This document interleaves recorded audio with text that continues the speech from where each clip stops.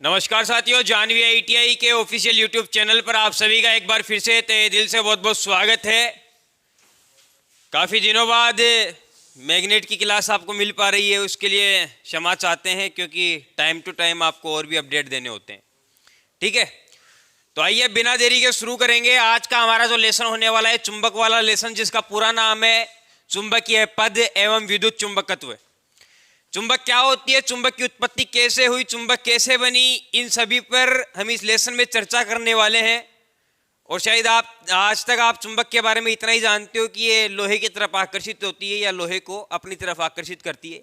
इसके अलावा भी आप चुंबक के बारे में ज्ञान ग्रहण करने वाले हो। तो सर्वप्रथम तो आप सभी से निवेदन है कि जो भी चैनल पर नया है, चैनल को सब्सक्राइब करके बेल आइकन को ऑन कर लीजिए, ताकि हम बिल्कुल आगे की क्लास को प्रॉपर शुरू कर सकें। शुरू करें भाई, शुरू करें। रेडी हो, तैयार हो? ठीक है, पूछ रहा हूं मैं आपसे भाई, पूछ रहा हूं, हाथ जोड़ के पूछ रहा हूं, तैयार हो? क्योंकि क्या होता है कि अक्सर टीचर लोग क्या करते हैं, मास्टर लोग क्या करते हैं, स्टूडेंट्स पर थोपते हैं, ठीक है, रोब झाड़ते हैं, ऐसा करो वैसा करो। तो अपने ऐसा कुछ नहीं, आपसे पूछ के हम काम करेंगे, है ना? आपसे पूछ के हम पढ़ाएंगे भाई। पढ़ाए? रेडी हो? हाँ, पढ़ना तो पड़ेगा। देखो, ठीक है, शुरू करते हैं। देखिए, यहाँ पर सबसे पहले बात आती है परिचय की कि मैग्नेट होती क्या है, मैग्नेट की उत्पत्ति कैसे हुई, मैग्नेट बनी कैसे, यही सब हम परिचय में देखते हैं। तो आइए शुरू करते हैं। देखिए, आज से लगभग 2000 वर्ष पहले, ठीक है, कहां भाई, 2000 वर्ष पहले एक एशिया में, कहां पर, एशिया में, ठीक है, एशिया में एक मैग्नीशिया नामक टापू है। कौन सा? मैग्नीशिया। ये एक मैग्नीशिया नाम का टापू है जहां पर हमें एक कत्थई रंग का पत्थर प्राप्त हुआ। कौन सा?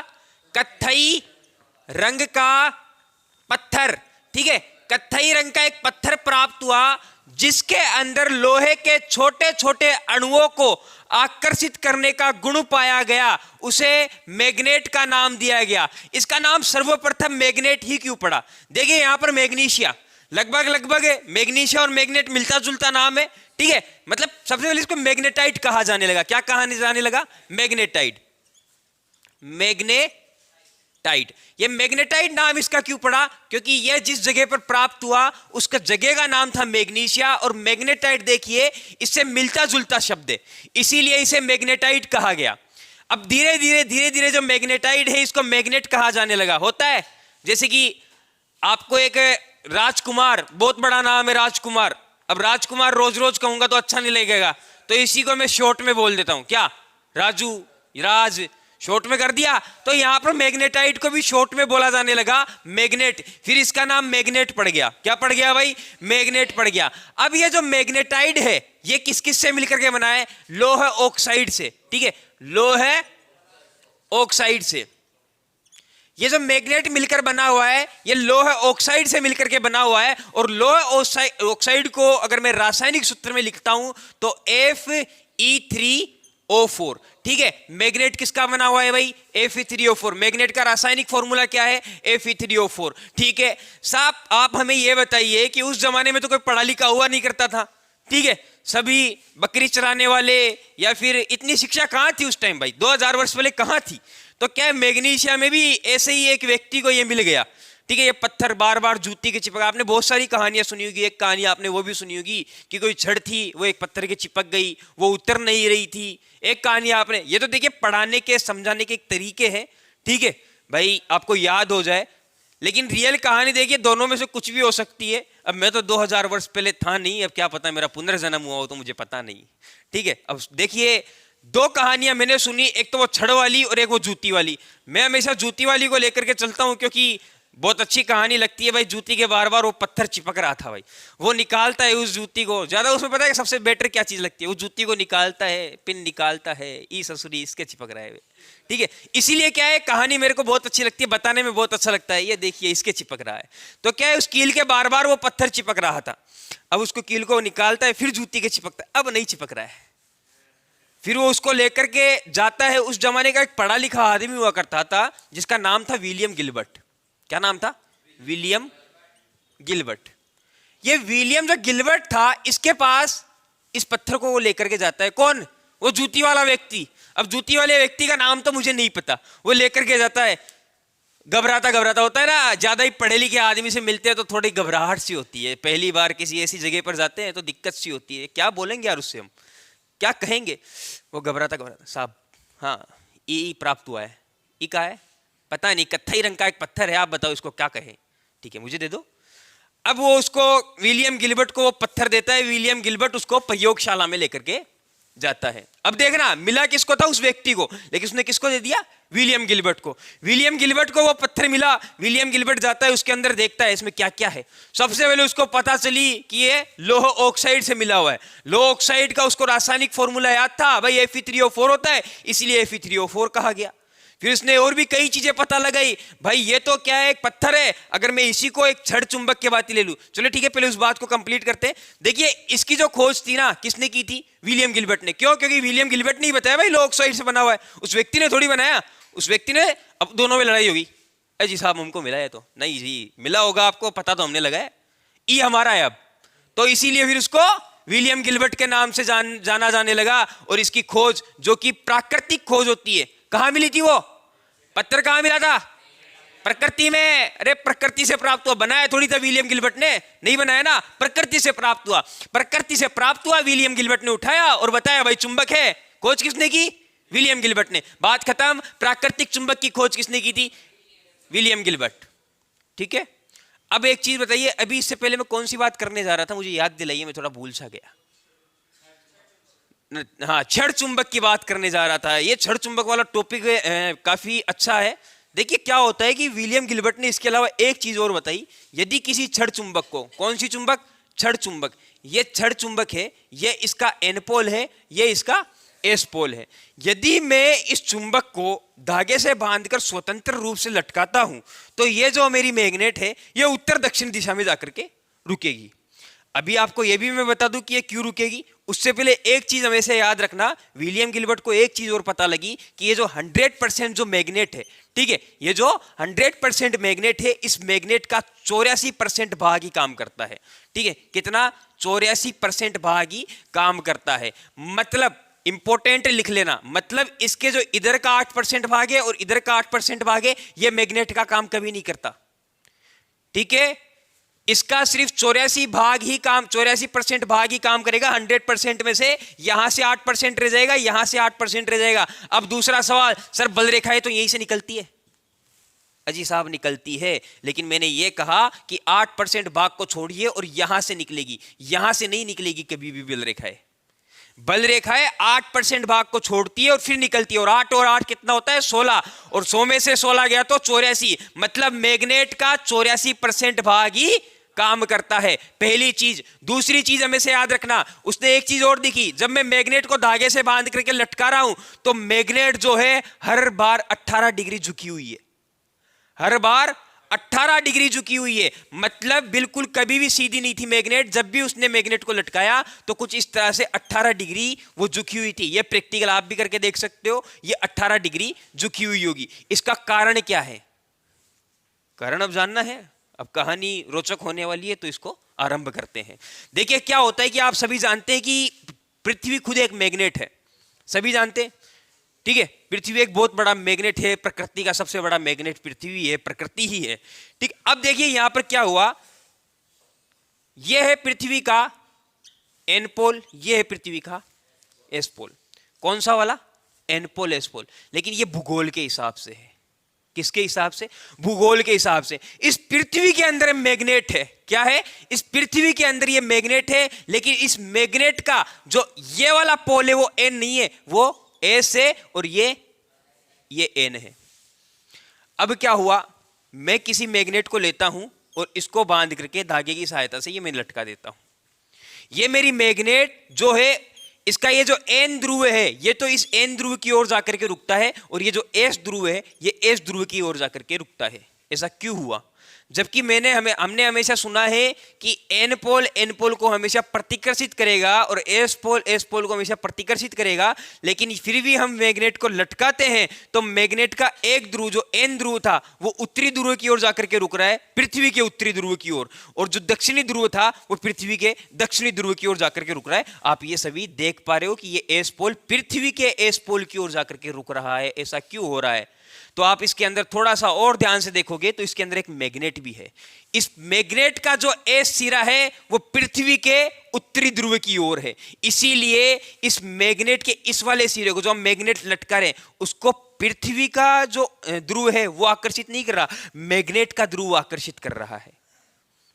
अब ये चीज हमेशा ध्यान रखना कि मैग्नेट को जब हम स्वतंत्र रूप से लटका रहे हैं तो वो दक्षिणी दिशा में क्यों जाकर के रुकती है। भाई कोई पूछ सकता है, भाई आप एक चीज बताइए, हमने हमेशा ये सुना है कि उत्तरी ध्रुव को हमेशा प्रतिकर्षित करेगा, लेकिन फिर भी मैग्नेट का उत्तरी ध्रुव है पृथ्वी के उत्तरी ध्रुव की ओर जाकर के क्यों रुका है। तो आपका छोटा सा वहां प्यारा सा जवाब होना चाहिए कि साहब उत्तरी ध्रुव अलग है, पृथ्वी का उत्तरी ध्रुव अलग है, लेकिन पृथ्वी के उत्तरी ध्रुव की ओर मतलब मैग्नेट का दक्षिणी ध्रुव है। छोटा सा जवाब समझ में आ गया, इतनी बात समझ में आ गई। आपको मैंने एक चीज और देखी, यहां पर ये जो हमारी पृथ्वी है कितने डिग्री पर झुकी हुई है, 23.5 डिग्री पर। खैर ये हमारा टॉपिक नहीं है, लेकिन हमारा टॉपिक मैग्नेट है, इसके लिए इसको पढ़ना पड़ेगा।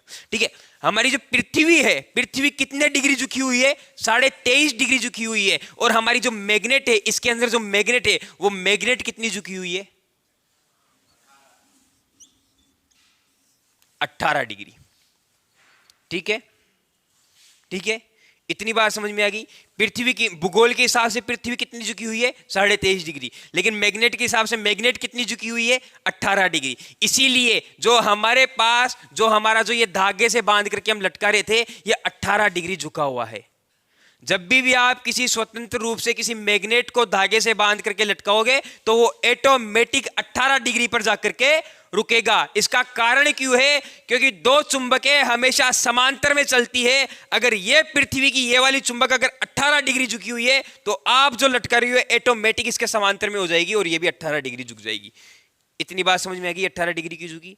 ठीक है, ये तो हो गई इसके परिचय की बात। अब इसके बाद में आता है चुंबक का आणविक सिद्धांत, कि चुंबक का आणविक सिद्धांत क्या होता है। देखिए चुंबक का आणविक जो सिद्धांत है ये आणविक अणु से निकला है।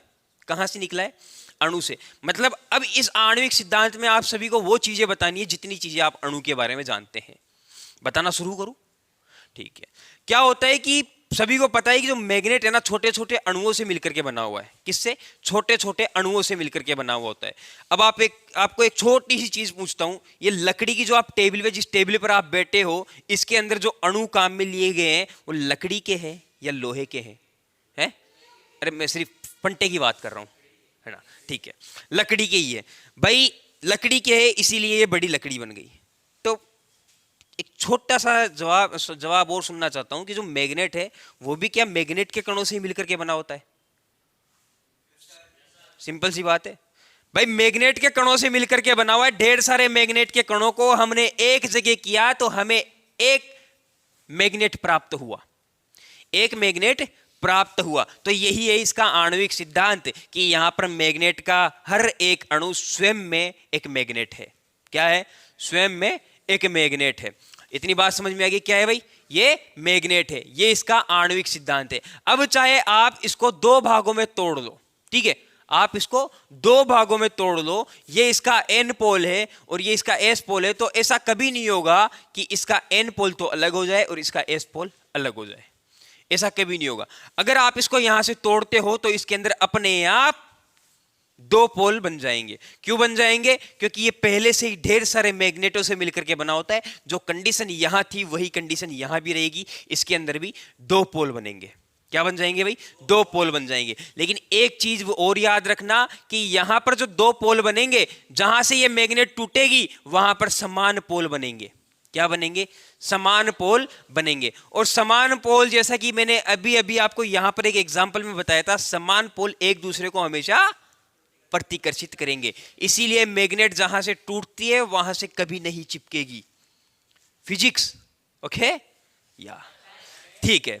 अब यहां पर आपको इतनी बात समझ में आई कि आणविक सिद्धांत अभी कंप्लीट नहीं हुआ है, आणविक सिद्धांत अभी शुरू हुआ है। आणविक सिद्धांत में हमने दो चीजें जानी कि जो मैग्नेट है चुंबक के छोटे छोटे अणुओं से मिलकर के बनी हुई है। मैग्नेट को चाहे जितने भागों में आप विभाजित कर लो, उसका प्रत्येक टुकड़ा स्वयं में एक मैग्नेट के भांति क्या करेगा, व्यवहार करेगा। ठीक है, स्वयं में एक मैग्नेट रहेगा। इसके अलावा यहां पर देखिए, ये एक बड़ा सा मैग्नेट में ले रहा हूं, साइलेंस। यहां पर ये बड़ा सा मैग्नेट में ये ले रहा हूं, इसके अंदर ढेर सारे अणु, ठीक है, मैं रख रहा हूं। ये ढेर सारे अणु है, बहुत सारे अणु। ठीक है, मैं तो 5-7 ही बना पाऊंगा, ज्यादा तो नहीं बना पाऊंगा। ठीक है, ये बहुत सारे अणु में ले लेता हूं। ये एन है, ये एस है, ये एन, ये एस, ये एन, ये एस, ये एन, ये S, N, S, N, S. आपको ऐसा नहीं लग रहा कि इस डायग्राम में ये जो अणु है कुछ विचलित से है? लग रहा है ना भाई, विचलित से हैं, ससुरा को पता ही नहीं है कहाँ रहना है और कहाँ है, नहीं पता ना। तो यहां पर ये जो विचलित है क्यों है? क्योंकि इसके पास कोई दूसरा मैग्नेट नहीं आ रहा है, कोई दूसरा लोह चुंबकीय पदार्थ नहीं आ रहा है। लोह चुंबकीय पदार्थ का मतलब है जिन्हें मैग्नेट अपनी ओर आकर्षित कर सकता है। जब तक इस चुंबक के पास कोई दूसरा चुंबक नहीं लाया जाएगा या लोह चुंबकीय पदार्थ नहीं लाया जाएगा, तब तक इस मैग्नेट की स्थिति यही होने वाली है। और मान लीजिए कि गलती से मैं इसके पास कोई लोहे का टुकड़ा इस तरह से पास में लेकर के आता हूं, फिर देखिए हमें क्या देखने को मिलेगा, कंडीशन बिल्कुल चेंज होगी। सारे जितने भी अणु हैं वो सभी नियमित रूप से व्यवस्थित हो जाएंगे इस तरह से। ठीक है, इस तरह से ये व्यवस्थित हो जाएंगे, सभी के एन एक और हो जाएंगे और एस एक और हो जाएंगे। ये सभी एस मिलकर के यहां पर एक बड़ा एस पोल बनाएंगे और सभी एन पोल मिलकर के यहां पर एक बड़ा एन पोल बनाएंगे। तो यह भी एक मैग्नेट का आणविक सिद्धांत है कि सर्वप्रथम जो मैग्नेट के पास यदि कोई लोह चुंबकीय पदार्थ नहीं आता है या कोई दूसरा मैग्नेट नहीं आता है तो सभी अणु अव्यवस्थित होते हैं। उसके बाद जैसे ही कोई लोह चुंबकीय पदार्थ, मैग्नेट भी हो सकता है, लोहा भी हो सकता है, मैग्नेट के पास लाया जाता है तो सारे अणु ऑटोमेटिक व्यवस्थित हो जाते हैं। इतनी बातें हमें समझ में आई? समझ में आई चुंबक का आणविक सिद्धांत? चुंबक का आणविक सिद्धांत क्या होता है भाई? प्रत्येक अणु स्वयं में एक चुंबक है, ठीक है, और चुंबक को चाहे जितने भागों में विभाजित कर लिया जाए, प्रत्येक टुकड़ा चुंबक के भांति व्यवहार करेगा। दूसरा और क्या बताया मैंने? और बताया कि जब तक किसी मैग्नेट के पास कोई लोहे का टुकड़ा या फिर लोह चुंबकीय पदार्थ या फिर कोई दूसरी मैग्नेट नहीं लाई जाती है, तब तक उसके सारे अणु अव्यवस्थित होते हैं। जैसे ही कोई लोहे का टुकड़ा या फिर लोह चुंबकीय पदार्थ जो भी चुंबक की ओर आकर्षित हो सकता है, इसी तरह से क्या होता है कि ये मैग्नेट के जो अणु है ये भी व्यवस्थित हो जाते हैं जैसे ही कोई लोह चुंबकीय पदार्थ मैग्नेट के पास आता है। ठीक है, चुंबक का आणविक सिद्धांत कंप्लीट है भाई। हाँ बताइए।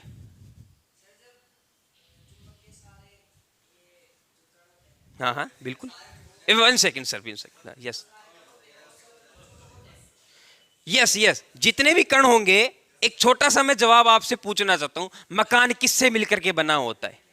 मकान किससे मिलकर के बना होता है? ईंटों से। तो मकान में सारी ईंटें ही होती है? अब वो एक अलग बात है भाई, उसके अंदर मसाला मुसाला अलग आ जाता है ना। हाँ बताइए। सारे स्वतंत्र होते, स्वतंत्र।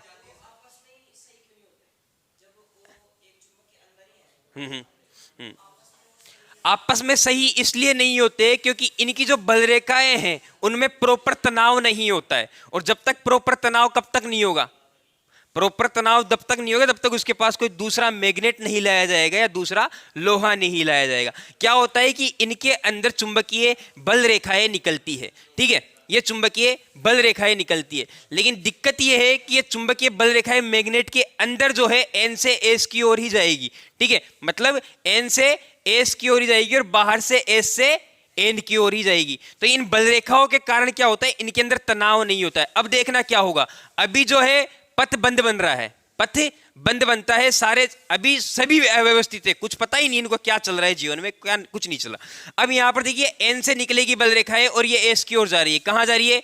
एन से निकल करके एस की ओर जा रही है। सारा खेल यहां बल रेखाओं का है। लेकिन जैसे ही मैं किसी लोहे के टुकड़े को यहां लेकर के आता हूं तो बल रेखा है अब बंद ऐसा नहीं बनाएगी। अब बल रेखा है एन से एस की ओर नहीं जाएगी। अब बल रेखा है देखिए कहां जाएगी, यहां पर ये जो लोहे का टुकड़ा है ये कौन सा पोल बनाएगा, ऑटोमेटिक यहां पर एन पोल बन जाएगा, ऑटोमेटिक। और जैसे ही इस लोहे के टुकड़े का एन पोल बनेगा तो एस पोल की जितनी भी बल रेखा है एन पोल की ओर भागेगी। और एन पोल किसका है भी, लोहे का। तो इसीलिए क्या होता है कि सबको पता चलेगा स्मार्ट सा लड़का आ रहा है, एग्जिट बिल्कुल सीधी दिशा में, सभी उसकी तरफ। ऐसा ही होता है, समझ गए?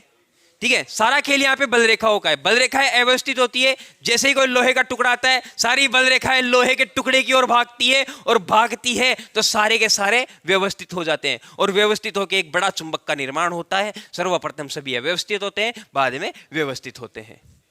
That's all. ओके ओके, अब यहां पर है चुंबकीय पद। अब यहां पर चुंबकीय पदों की बात आती है तो सबसे पहले मैंने ध्रुव बताया आपको। क्या बताया? ध्रुव बताया। देखिए हर चुंबक के अंदर दो ध्रुव होते हैं, एक तो दक्षिणी ध्रुव है और एक उत्तरी ध्रुव है। मैंने शायद उल्टा बोल दिया, यह है उत्तरी ध्रुव है और यह है दक्षिणी ध्रुव है। एन पोल और एस पोल। एन पोल और एस पोल के बारे में बताया कि 8% भाग यहां पर पहले छूट जाता है, उसके बाद मैग्नेट शुरू होता है। ठीक है, 8% भाग दोनों ओर से 8% भाग छूटेगा, उसके बाद से मैग्नेट शुरू होगा। प्रत्येक मैग्नेट के अंदर दो पोल होंगे। ध्रुवों की बात होती है, ध्रुवों पर हम चर्चा करेंगे। सबसे हर जो भी मैग्नेट होती है सभी के अंदर क्या होता है भाई, दो मैग्नेट होती है। मैग्नेट नहीं होती, दो पोल होते हैं। दो पोल होते हैं और दोनों पोलों की जो क्षमता है वो बराबर होती है। क्या होती है? दोनों पोलों की जो किसी लोहे के टुकड़े पर बल लगता है, लोहे के टुकड़े को अपनी ओर आकर्षित करता है, वो क्षमता दोनों की बराबर होती है। और सबसे ज्यादा बल इन पोलों पर ही होता है, इन ध्रुवों पर ही होता है। तो यही चीज याद रखनी है, किसी भी मैग्नेट के अंदर दो ध्रुव होते हैं, एन ध्रुव है और दक्षिणी ध्रुव है। ठीक है, एन ध्रुव है और दक्षिणी ध्रुव, मतलब उत्तरी ध्रुव और दक्षिणी ध्रुव है।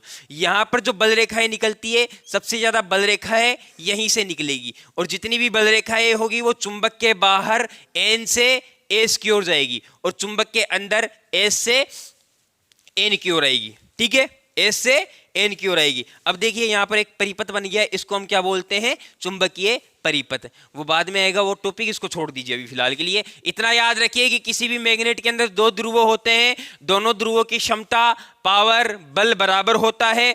दोनों ध्रुवों की निकलने वाली जो बल रेखाएं हैं वो बराबर होगी। भाई आप एक चीज बताइए मेरे को, एक छोटा सा सवाल है भाई, फिर से यहां से बल रेखाएं निकली 100, ठीक है, कितनी बल रेखाएं निकली? 100। तो वो सारी की सारी एस की ओर जाने की प्रयास करेगी, तो यहां कितनी आएगी? 100।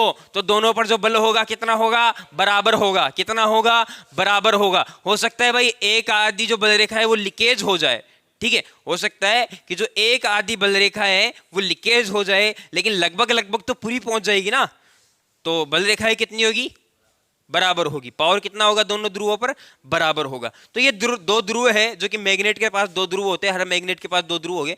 इसके बाद बात आती है चुंबकीय अक्ष की। देखिए मैंने आपको भी एक चुंबकीय परिपथ बताया।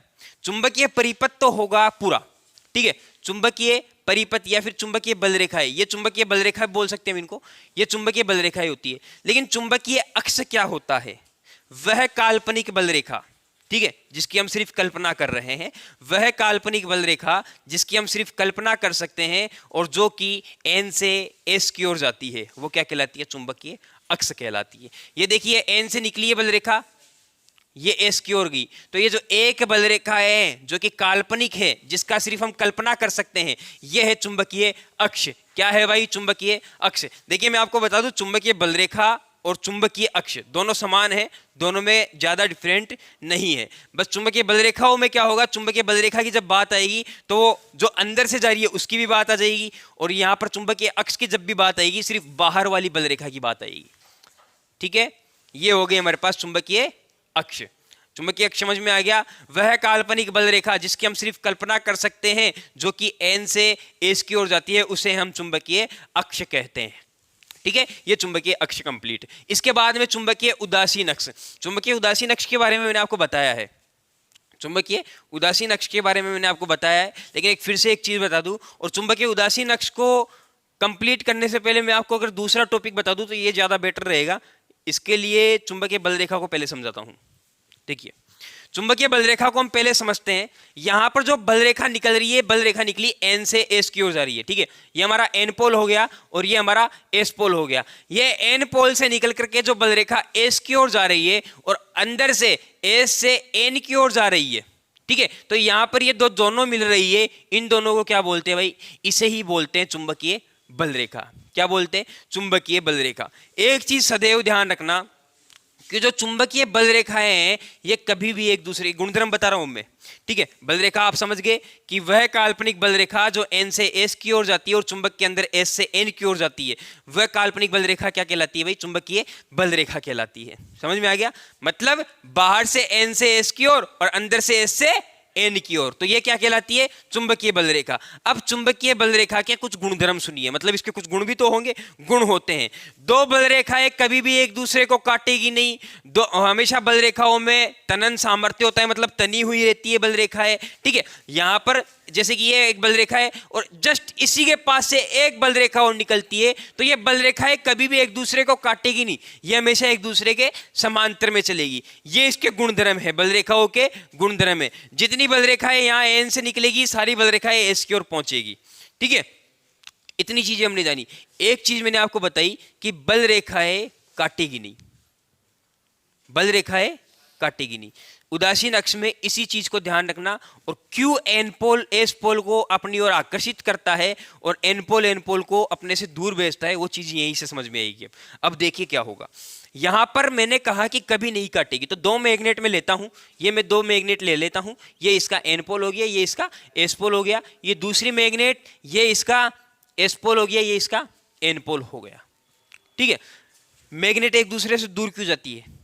कभी भी बल रेखा एस से एन की ओर नहीं जाती है, एन से एन की ओर नहीं जाती है, वो हमेशा अपोजिट पोल की ओर जाएगी, ये चीज होती है। तो यहां से देखिए बल रेखाएं निकली, सुनिए भाई, यहां से बल रेखाएं निकल गई और ये अब बल रेखाएं यहां से निकलेगी। मैंने एक चीज बोली कि बल रेखाएं एक दूसरे को कभी भी काटेगी नहीं। अब देखिए, ये बल रेखाएं एक दूसरे को कभी भी काटेगी नहीं, इतना गैप हमेशा दोनों मैग्नेट्स के बीच में रहेगा। आप इस मैग्नेट को धीरे धीरे आगे खिसकाइए, ये मैग्नेट अपने आप बिना किसी सपोर्ट के पीछे चलती जाएगी। क्यों? क्योंकि ये बल रेखाएं एक दूसरे को काटेगी नहीं, इसकी बल रेखाएं इन बल रेखाओं पर क्या लगाएगी? फोर्स लगाएगी, और इस फोर्स के कारण ये मैग्नेट अपने आप पीछे खिसकती जाएगी। इसीलिए क्या होता है, एन पोल और एन पोल कभी आपस में कनेक्ट नहीं होंगे, एस पोल और एस पोल आपस में कनेक्ट नहीं होंगे, एक दूसरे से दूर भागेंगे। क्यों? क्योंकि बल रेखाएं एक दूसरे को काटती नहीं, और एन पोल की बल रेखाएं बिल्कुल सेम है। एस पोल को प्रतिकर्षित करेगा, दूर भेजता चला जाएगा। इसीलिए क्या होता है कि इन दोनों में क्या होता है? वाइब्रेशन होता है, आप इन दोनों को कनेक्ट कभी कर ही नहीं पाओगे। अब यहां पर हमारा जो मेन टॉपिक था वो था क्या? उदासीन अक्ष, ठीक है। उदासीन अक्ष देखिए, यहां पर उदासीन अक्ष ये रहा। उदासीन अक्ष की अगर मैं डेफिनेशन बोलूं तो उदासीन अक्ष कहता है कि चुंबक का वह स्थान जहां पर चुंबकीय बल रेखा है नगण्य हो या शून्य हो, वह चुंबक का उदासीन अक्ष कहलाता है। तो यहां पर आप देख पा रहे हो कि यहां पर एक भी बल रेखा नहीं है। जब आप दो मैग्नेटों को आपस में ले जाओगे तो हमें एक स्थान ऐसा देखने को मिलेगा जहां पर चुंबकीय बल रेखा शून्य होगी, नगण्य होगी, वो चुंबक का उदासीन अक्ष होता है। कोई जरूरी नहीं है कि हम हर चुंबक का उदासीन अक्ष यही हो, ये भी हो सकता है, ठीक है, ये भी हो सकता है। जैसे कि हम मान लो कि ये एन पोल है और आप इसके पास में दूसरा एन पोल लेकर के जा रहे हो, तो फिर वो उदासीन अक्ष यहां बन जाएगा। हाँ, नहीं चिपकेगा। उदासीन अक्ष में कोई पावर, कोई बल नहीं होता, नहीं चिपकेगा कोई लोहा, नहीं चिपकेगा। इसीलिए नहीं चिपकेगा क्योंकि यहां पर बल रेखा ही नहीं है। लोहे को आकर्षित कौन करेगा? लोहे को आकर्षित कौन करेगा? बल रेखा। बल रेखा करेगी, तो यहां पर बल रेखा है ही नहीं, तो वो आकर्षित कैसे करेगा? हाँ, एक चीज जरूर होगी, लेकिन हाँ वही तो बता रहा हूं ना, एक चीज जरूर होगी, लेकिन क्या होगा? जैसे ही आप इसके अंदर मैग्नेट डालोगे, मैग्नेट आएगा, सॉरी लोहा डालोगे, लोहा आएगा, लोहा आएगा, लोहा आते आते यदि एस पोल है तो लोहा एन पोल बन जाएगा, फिर वो इसको आकर्षित करेगा। लेकिन अगर लोहा डाल रहे हो, पोल नहीं बन रहे, तो फिर इसे आकर्षित नहीं करेगा। और लोहे का तो नेचर है भाई, चुंबक के पास जैसे जाएगा पोल बनाएगा, ठीक है। यहां पर ये उदासीन अक्ष हो गया, उदासीन अक्ष की डेफिनेशन अगर मैं बोलूं आपको, तो उदासीन अक्ष की डेफिनेशन क्या है भाई? चुंबकीय उदासीन अक्ष की परिभाषा है, चुंबक का वह स्थान जहां पर चुंबकीय बल रेखाएं शून्य होती है वो चुंबक का उदासीन अक्ष होता है। ठीक है, ये हो गई बात चुंबकीय उदासीन अक्ष की। ये चुंबकीय बल रेखाएं आप समझ गए, वह काल्पनिक बल रेखा है जो चुंबक के बाहर एन से एस की ओर जाती है और चुंबक के अंदर एस से एन की ओर जाती है, वो चुंबकीय बल रेखाएं कहलाती है। इसके बाद बात आती है बल रेखा के गुणधर्म। बल रेखा के गुणधर्म मैंने आपको बताए हैं कि बल रेखाएं कभी भी एक दूसरे को काटेगी नहीं, एक दूसरे के समांतर में चलेगी। चुंबक की जो एन से निकली हुई बल रेखा है वो एस की ओर जाएगी, एन से एन की तरफ नहीं जाएगी। मतलब एन की बल रेखा एन की तरफ नहीं जाएगी, एन से निकल करके वो एस की तरफ ही जाएगी। ठीक है, इतनी बात आ गई, चुंबकीय बल रेखा और गुणधर्म आ गए। एक चीज और ध्यान रखना, यहां पर ये एन पोल हो गया, ये एस पोल हो गया, यहां पर ये एन पोल हो गया, ये एस पोल हो गया। अब ये इसको आकर्षित क्यों करेगा, कोई बता सकता है? ठीक है, क्योंकि कुल मिला के देखिए बात ऐसी है कि यहां पर इस बल रेखा को निकल करके एस की ओर जाना है, तो वो इतना लंबा राउंड क्यों काटेगी? इसको पास में ही एस मिल चुका है, तो ये इसीलिए क्या करेगी, ये एस की ओर चली जाएगी, एन एस की ओर चला जाएगा, दोनों आपस में चिपक जाएंगे। अब यहां पर क्या होगा कि ये एन पोल बन जाएगा, ये एस पोल बन जाएगा, ये आपस में चिपक जाएगी। अभी जैसा कि मैंने अभी अभी आपको बताया है कि एन से एस की ओर चुंबक के अंदर जो बल रेखा है वो एस से एन की ओर ही जाएगी। अब वो चीज आपको यहां देखने को मिलेगी। देखिए चुंबक की बल रेखा निकली थी, एस की ओर जा रही थी, ये दोनों आपस में चिपक गए। अब देखिए वो बल रेखा यहां से गई, ठीक है, वो बल रेखा यहीं से जा रही थी, मैंने बता रखा है भाई चुंबक के अंदर वो एस से एन की ओर जाएगी। वो बल रेखा देखिए यहां गई, एन से निकली, एस को आकर्षित किया, अब वो देखिए बल रेखा फिर से यहां से एस से एन की ओर, तो चुंबकीय बल रेखा अंदर कहां से कहां जाएगी, एस से एन की ओर, और बाहर एन से एस की ओर। तो ये हो गई चुंबकीय बल रेखा। चुंबक का एन पोल एस पोल को आकर्षित क्यों करता है, एस पोल को प्रतिकर्षित क्यों करता है, ये चीजें हमने जान ली क्योंकि यहां पर इसका जो मैग्नेटिक फील्ड था, इसके मैग्नेटिक फील्ड में ये नहीं चाहता कि मेरे मैग्नेटिक फील्ड में कोई दूसरा मैग्नेट आए, और यहां पर जैसे ये होता है तो ये चाहता है कि मैं मेरा एरिया और बढ़ा लूं, जैसे कि एक राजा होता है, एक दूसरे के अपोजिट होते हैं, हमेशा लड़ाई करते हैं, झगड़ा करते हैं, और वो अपना साम्राज्य बढ़ाने की हमेशा तैयारी करते रहते हैं। तो दो मैग्नेट्स में हमेशा ये होता है, अपोजिट रहते हैं, एक दूसरे लड़ाई करते हैं, लड़ाई करके हर कोई चाहेगा कि मैं अपना साम्राज्य बढ़ाऊं, तो यहाँ पर ये दोनों मैग्नेट एक होते हैं और अपना चुंबकीय क्षेत्र बढ़ाते हैं। ठीक है, और यहाँ पर दो दोस्त है तो दो दोस्त आपसी में लड़ेंगे क्यों, नहीं लड़ते, वो नहीं चाहते कि इसके सैनिक मेरे सैनिकों को काटे, मतलब इसकी बल रेखा है मेरे बल रेखाओं को काटे, नहीं होता ना ऐसा, तो यहाँ पर ऐसा ही होता है। अब समझ में आ गई बात? ठीक है भाई, तो ये हो गई इसके बाद बल रेखा के गुणधर्म। इसके बाद बल रेखा के गुणधर्म और भी है, 2 3 4 5 होंगे जो आप पढ़ लीजिएगा। इसके बाद में है चुंबकीय क्षेत्र। देखिए चुंबकीय क्षेत्र के बारे में मैं आपको बता दूं, जितनी बल रेखा है जितना एरिया में फैली हुई है, ठीक है, जितनी बल रेखा है जितने एरिया में फैली हुई है वो उस चुंबक का चुंबकीय क्षेत्र कहलाता है। ठीक है, मैं बेनाड में रहता हूं और मेरा सिक्का चलता है बेनाड में, मेरा नाम चलता है बेनाड में, मैं बताऊं आपको, है ना, मैं मतलब कह सकूं तो मैं बेनाड का डॉन हूं, मैं बेनाड का दादा हूं। जयपुर तो बहुत बड़ा लेवल हो जाएगा, है ना, मैं चलो ठीक है इस लेवल को और भी कम करते हैं, मैं अपने आप में एक दादा हूं क्योंकि मेरी घर में भी नहीं चलती भाई, ठीक है ठीक है, तो मेरी घर में भी नहीं चलती, मैं अपने आप में एक दादा हूं, तो वो मेरा एरिया है। कौन सा एरिया है? वो मेरा एरिया, मैं खुद मेरा एरिया हूं, तो मैं नहीं चाहता कि मेरे एरिया में कोई दूसरा व्यक्ति है, तो वो जितना मेरा एरिया है ना वो कहलाता है मेरा एरिया। तो यहाँ पर जितने एरिया में चुंबक की बल रेखाएं फैली हुई है वो क्या कहलाता है? चुंबकीय क्षेत्र। भाई ये चुंबक का क्षेत्र है, यहाँ पे खतरा है, होता है ना भाई, ये किसका नाम ले यार, कोई है क्या कोई गुंडा उंडा आपकी नजरों में? गुंडे का नहीं लेंगे यार, हम गुंडे का नहीं लेंगे, हम दूसरे का नाम लेते कोई, हम व्यवस्था बनाने वाले हैं, बिगाड़ेंगे क्यों, कोई दूसरे अच्छे व्यक्ति का नाम लेते हैं। हाँ, ये सामने जो चाय वाले भैया इनका नाम लेते हैं। अब क्या है, यहाँ पे कोई दूसरा चाय वाला आता है ना तो पहले से ही घबरा जाता है, यहाँ तो मामा चाय वाला है, कहाँ चलेगा हमारा चाय का ठेला, नहीं चलेगा ना। तो यहाँ पर भी ऐसा ही होता है कि जो मैग्नेट है ना इसका एरिया पहले से ही फैला हुआ है कि ये भैया हमारा एरिया है, जैसे कि चाय वाले का एरिया फैला होता है, ये हमारा एरिया है, यहाँ के जितने लोग हैं सारे हमारे पास ही आएंगे। ठीक है, तो इसी की तरह यहाँ पर ये होता है चुंबकीय क्षेत्र। जितने क्षेत्र के अंदर चुंबकीय बल रेखाएं फैली हुई है उसे हम क्या कहते हैं? चुंबकीय क्षेत्र, इसका पता कैसे लगाया जाए। देखिए मैं एक सुई लेता हूं और इस मैग्नेटिक फील्ड में लेकर के जाता हूं। जब मेरे को लगे कि मेरी सुई पर कोई बल लग रहा है, ठीक है, मेरी सुई पर कोई बल लग रहा है, तो यहां पर वहीं से उस मैग्नेट का मैग्नेटिक क्षेत्र, क्या बोलते हैं, मैग्नेटिक फील्ड, क्षेत्र को क्या बोलते हैं, एरिया, मैग्नेटिक एरिया, वही मेरा मैग्नेटिक एरिया है, वही मैग्नेट का मैग्नेटिक एरिया होता है। अब मैंने आपको एक चीज और बताई कि यहां से मैं सुई को लेकर के जा रहा हूं और यहां पर एक बल का अनुभव हो रहा है। यह बल कौन सा है भैया, लॉरेंज बल।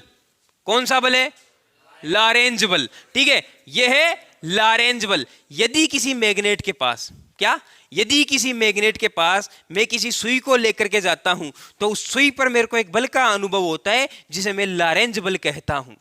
क्या कहता हूं, जिसे मैं लॉरेंज बल कहता हूं। और इस लॉरेंज बल का एक फॉर्मूला होता है, ठीक है, इस लॉरेंज बल का एक फॉर्मूला होता है, वो होता है Q, वो होता है Q। पहले तो बल को हम F से प्रदर्शित करते हैं और F बराबर क्या होगा, Q V B sine theta, ठीक है, Q V B sine theta, ये होता है लॉरेंज बल का फॉर्मूला।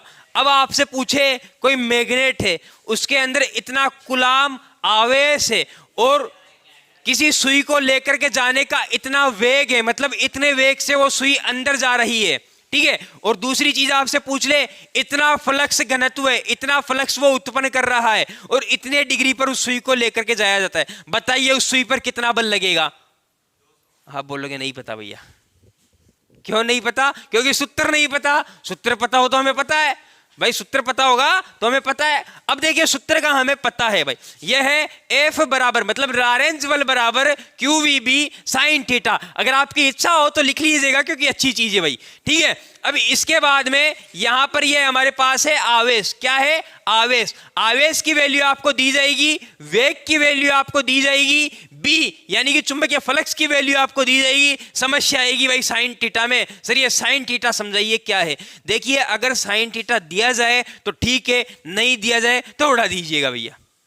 दिया जाए तो ठीक है, नहीं दिया जाए तो मत रखना, साइन थीटा को उड़ा देना। लेकिन फिर भी मैं आपको बताता हूं कि ये साइन थीटा जो है होता क्या है। एक तो मैं लेकर के जा रहा हूं मेरी सुई को बिल्कुल मैग्नेट के लंबवत, और एक लेकर के जाता हूं बिल्कुल इसके समांतर।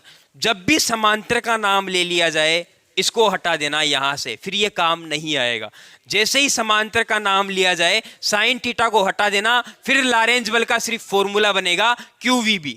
क्या बन जाएगा, QVB। जैसे ही समांतर का नाम लिया जाए, या फिर एक काम और कर लेना, जैसे ही समांतर का नाम लिया जाए तो इसकी वैल्यू 0 रख देना, इसकी वैल्यू 0 रख देना, ठीक है। अब इसके बाद दूसरी चीज लंबवत।